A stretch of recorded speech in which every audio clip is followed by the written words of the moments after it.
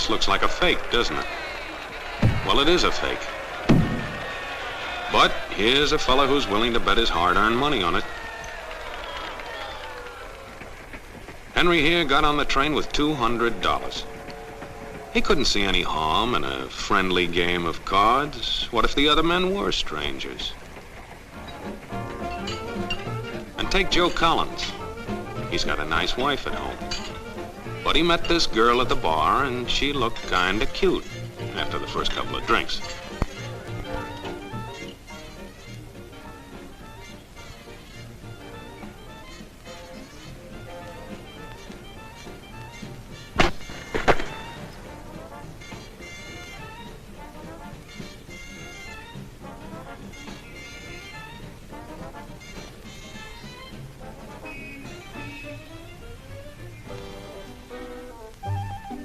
There's a good old-fashioned word for people like this. We call them suckers. And there are other people. People who stay up nights figuring out how to take away what they've got. There are all kinds of games and all kinds of suckers. Take Mike here, for instance. He's got everything, you might say. He's young, he's healthy, he's got a job. And he's got a country called America. It's a wonderful thing to have. America. Lots of room. Room enough to raise plenty of food. Big factories to make things a man can use.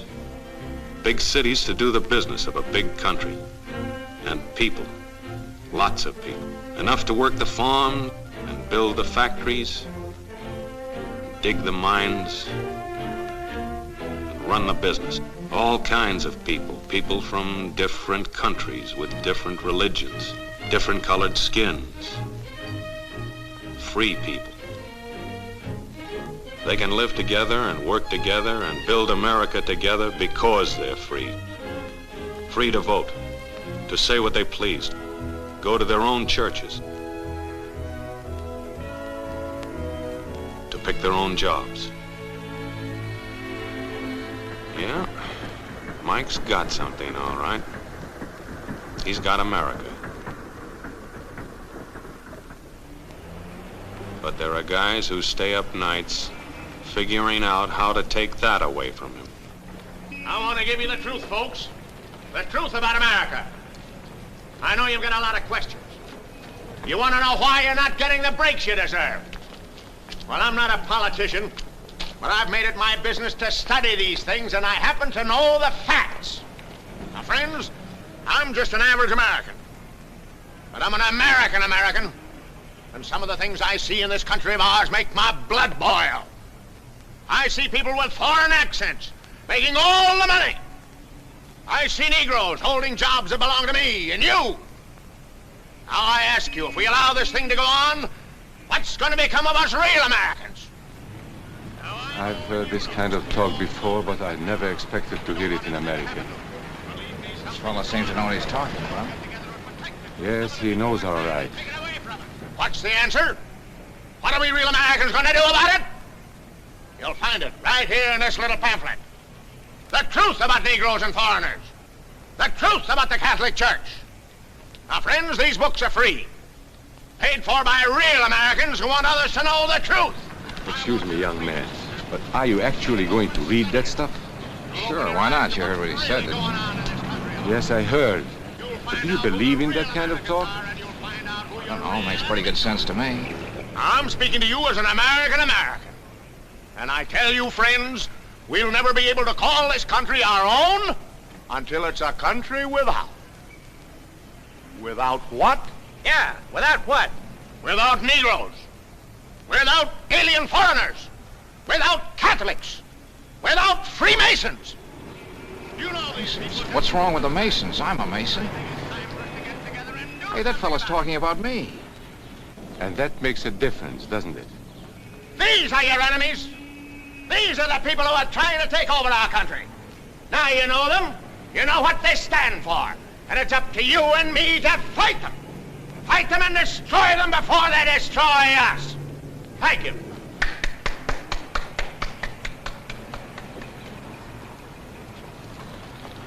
before he said Masons, you were ready to agree with him. Well, yes, but he was talking about, well, about those other people. But in this country, we have no other people. We are American people, all of us. What about you? You aren't American, are you?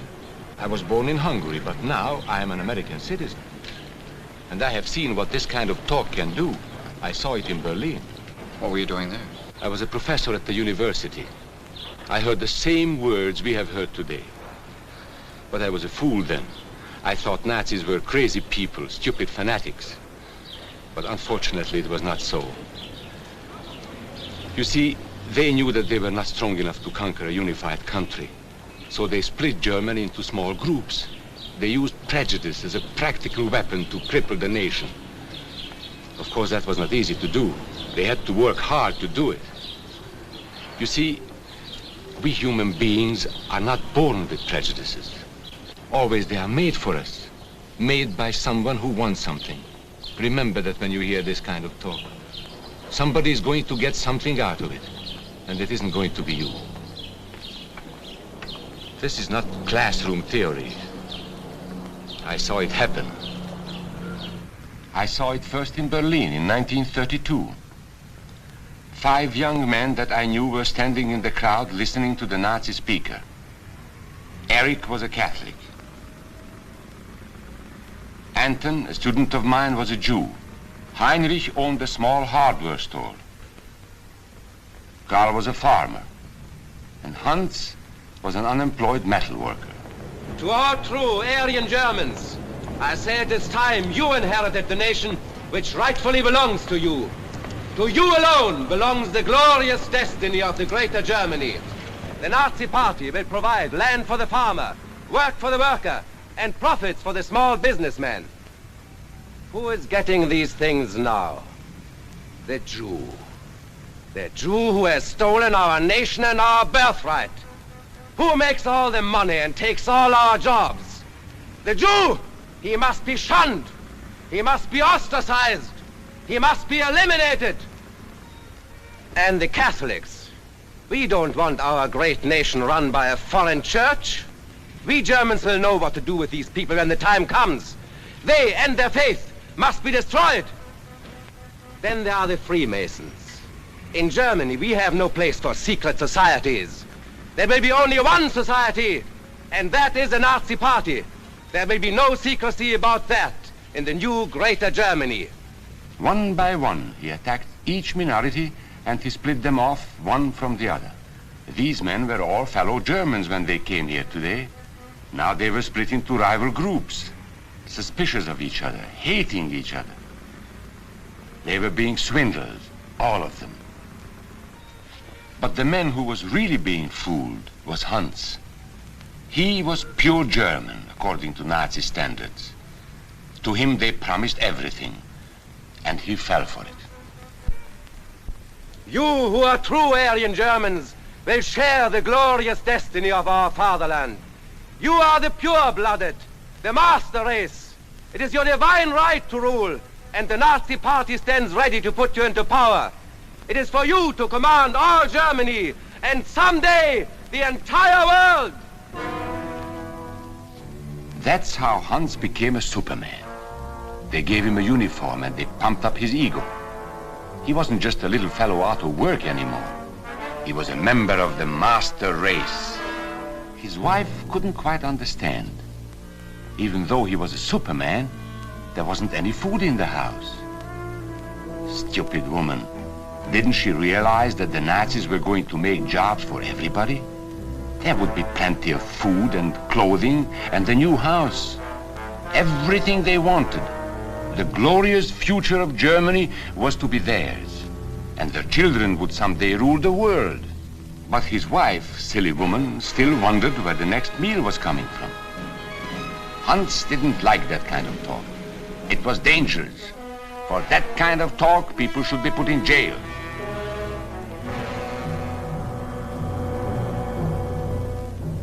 Hans had swallowed the bait all right. And these were the men who baited the hook. Why? So that Hans could come to power? Of course not. so they could come to power. They would merely use Hans to help them get there. He would do the dirty work for them. Hans and thousands of others like him, all playing a sucker's game. They gambled with other people's liberty, and of course they lost their own. A nation of suckers. Hitler needed these people. There was lots of work to be done. There were trade unions to be smashed, because unions were organized and might offer resistance. There were many political parties in Germany.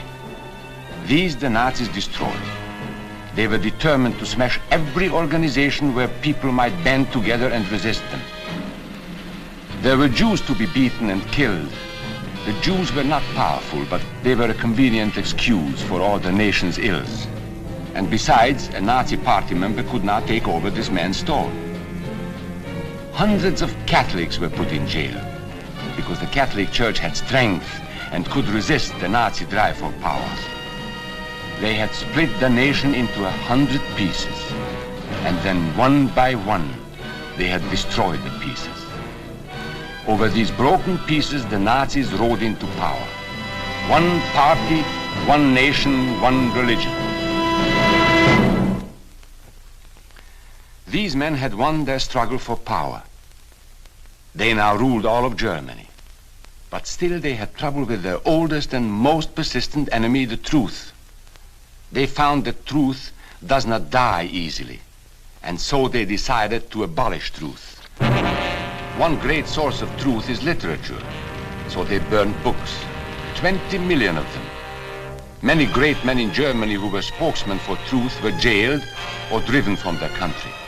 Teachers, writers, scientists. Education was discouraged. In 5 years, college attendance dropped 53%. It was forbidden to listen to a British radio program or read an American newspaper. In Nazi Germany, you had to get your information from Dr. Goebbels. He knew what was best for you. You couldn't see this movie or listen to this music. And you couldn't watch Joe Louis fight because the champion had black skin. He disproved Hitler's theory of Nordic supremacy. Albert Einstein, one of the world's great scientists, disproved that theory too. He was non-Aryan, so he had to leave Germany.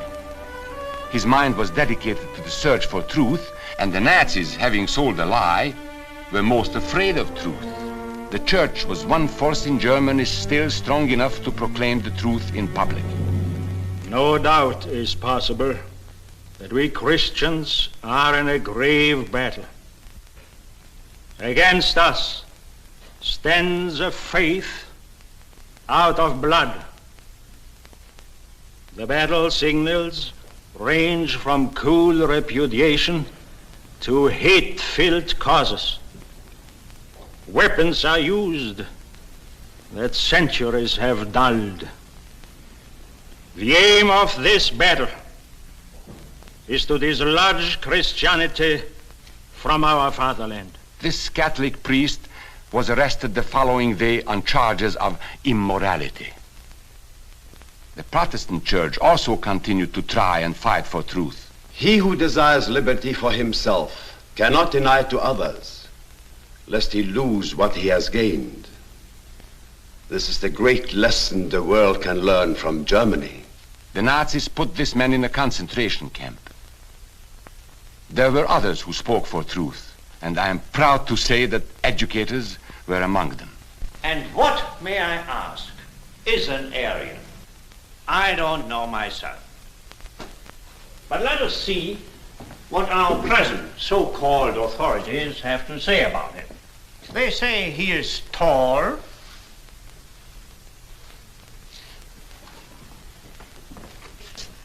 slender,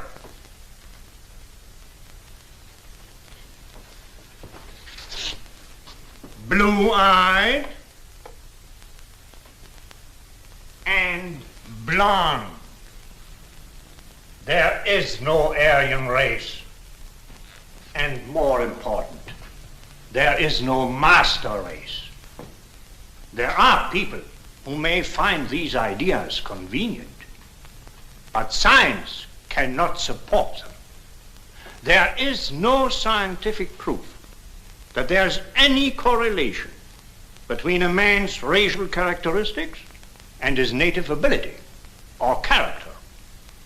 In all racial groups, we find the same range of potentialities. We find idiots and geniuses. We find criminals and philanthropists. We must judge each man as an individual and not by the color of his skin or his eyes or by the length of his nose.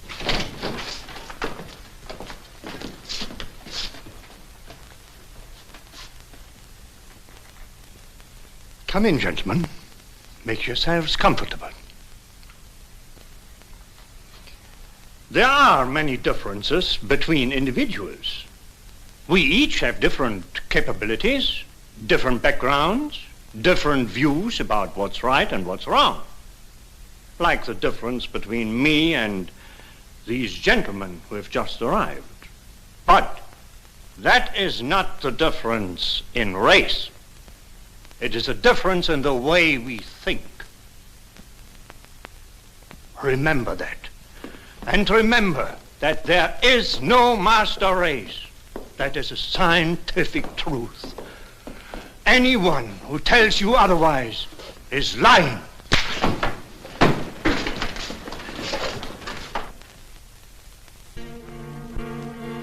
And so for all practical purposes, truth had been abolished in Germany.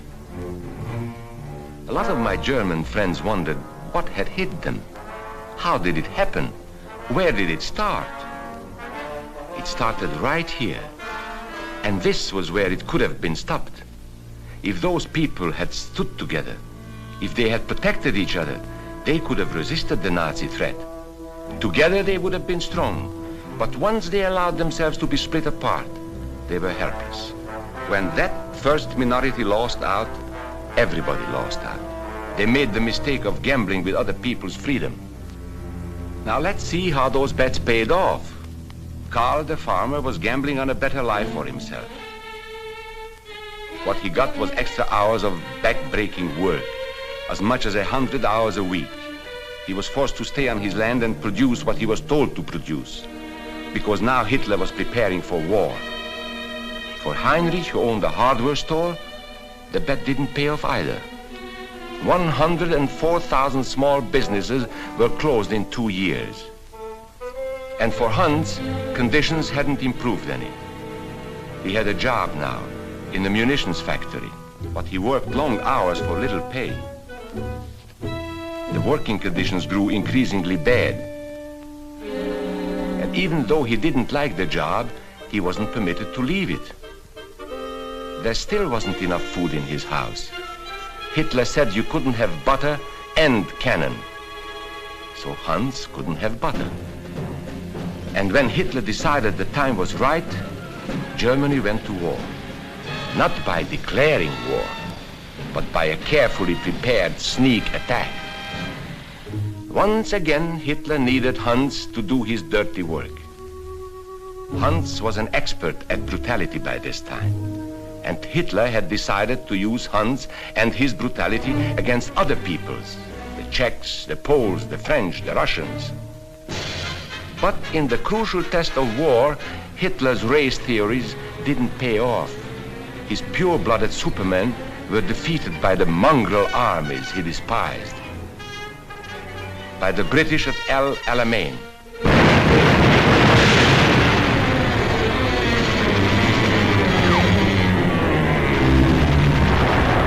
By the Russians at Stalingrad.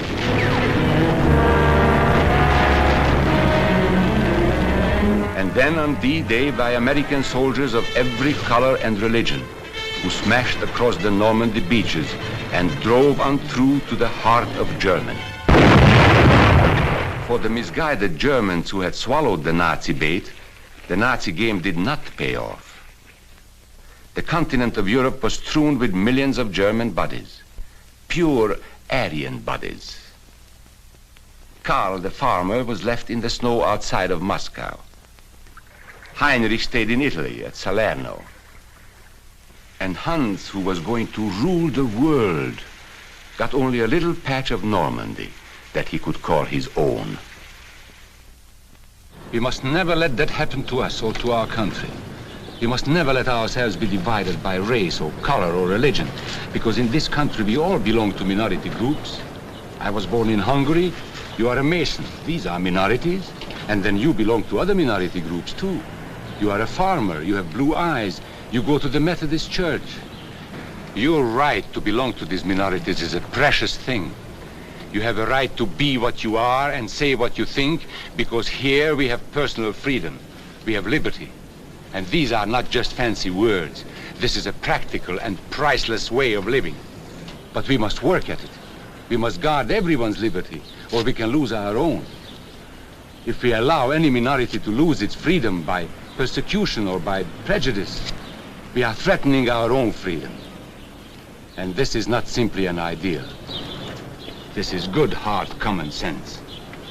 You see, here in America is not a question whether we tolerate minorities. America is minorities. And that means you and me.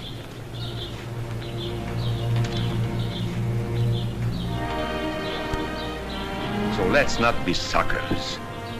We must not allow the freedom or dignity of any man to be threatened by any act or word. Let's be selfish about it. Let's forget about we and they. Let's think about us.